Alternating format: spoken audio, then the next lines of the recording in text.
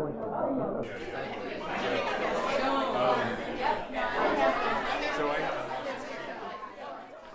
my name is Paul, and I used to work in jail, and I worked in prison before I got into politics. I think that most politicians usually go to jail or prison after politics because of politics, but I just tried to get it out of the way. I think this is an opportunity. A lot of people ask me, why do you want to run for sheriff? Why do you want to be sheriff?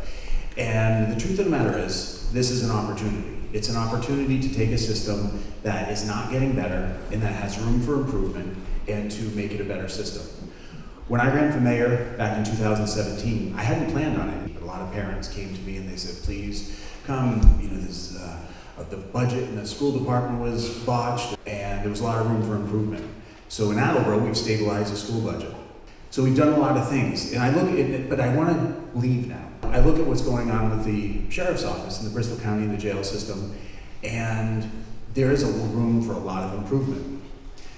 So let me take you through what a day would look like, a sentence would look like, or somebody awaiting trial if they're there. So what the jail system I'd like to run isn't something that I've invented on my own. I've worked in a couple of systems, and I've worked for a couple others, just doing some consulting work off on the side. But what I'd like to do, imagine this. You have an inmate come in, whether they're awaiting trial or whether they are sentenced. You give them a risk needs assessment. The risk needs assessment is done at the time of intake. You find out what their risks are to reoffend and what their needs are to reduce that reoffending. So this is typically done in jails and prisons everywhere. Whether or not the institution does something with that, different story. So now we know what their risks and needs are, and now we start programming based on those risks and needs.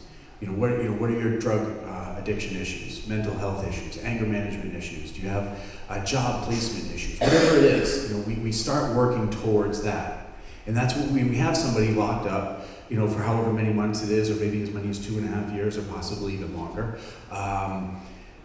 We basically are working to reduce those risks to reoffend.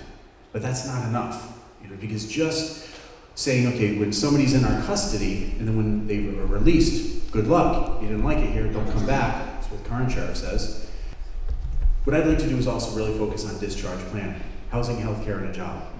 That way when people go back into society, they have a plan, and they know where they're gonna sleep that night.